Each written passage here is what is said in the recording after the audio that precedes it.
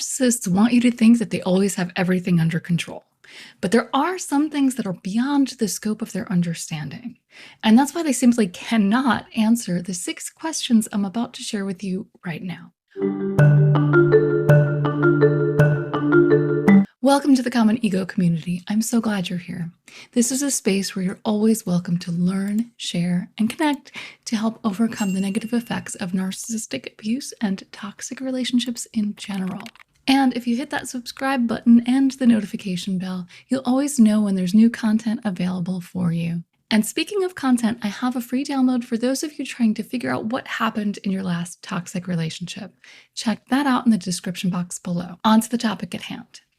You might be surprised to hear that there are questions that narcissists can't answer because they always seem to have an answer for everything, don't they? But what stands out about the questions on this list is that they touch on things that the narcissist can't access. And I'll explain why as we go through each of these 6 questions. Be sure to stay till the end because the last one really pulls it all together and highlights the frustration of dealing with a narcissist. So the first question a narcissist can't answer is, what makes you happy? If a narcissist were truly honest in answering this question, the answer would be nothing. Narcissists tend to look for things to make them happy. And yes, one of those things is supply, and that often means a new relationship. You were once the thing, the supply, that made the narcissist happy, and this would have been in the idealization phase. This is when they're idealizing you and they think you're amazing. Right before the devaluation phase, where things start falling apart. But happiness really is an inside job. External things can't sustain your happiness for very long if you're truly unhappy inside. So when you ask what makes a narcissist happy, you might hear about their new car, relationship, or job. But ask the same question a few months later and you're likely to get a different answer. And if they don't point to an object or something that's currently providing supply, they might just tell you what they think you want to hear.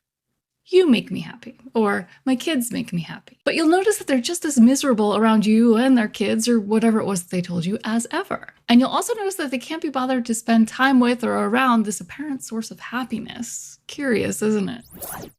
Have you ever asked a narcissist what makes them happy? I'd love to hear how that went. Let us know in the comments. So the second question that a narcissist simply cannot answer is, why do you keep discarding me and then coming back around? This is for the narcissists who discard and then hoover. That is, they'll end the relationship, usually in a very brutal and sudden way, and then they'll come crawling back days, weeks, or months later. But the narcissists who discard and hoover can't for the life of them explain why they're doing it.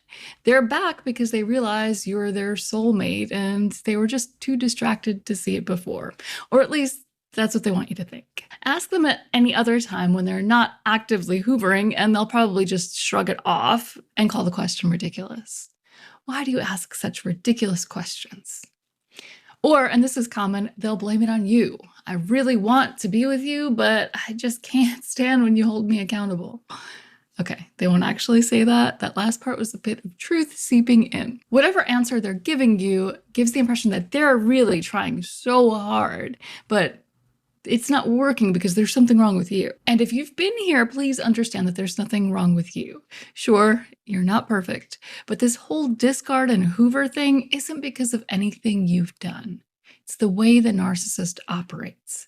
It's the way they have to operate. And you would have ended up here no matter what you said or did. Have you ever tried to get a narcissist to make sense of their absurd behavior? From my experience, trying to get an answer from a narcissist is almost as frustrating as the absurd behavior itself. Let me know if you agree. The third question that a narcissist can't answer about themselves is, what would you change about yourself? The kind of answer you'll get if you ask a narcissist this question is along the lines of, why mess with perfection? You may get a more honest answer from a vulnerable narcissist depending on when you ask, but this will usually be surface level and maybe even something that they can't really change, like I would turn my brown eyes green. And while that's not the wrong answer, the narcissist really isn't going to get too deep with this one. So the next question a narcissist simply can't answer is, why do you deserve this thing that you seem to feel entitled to? They don't have an answer because there is no answer.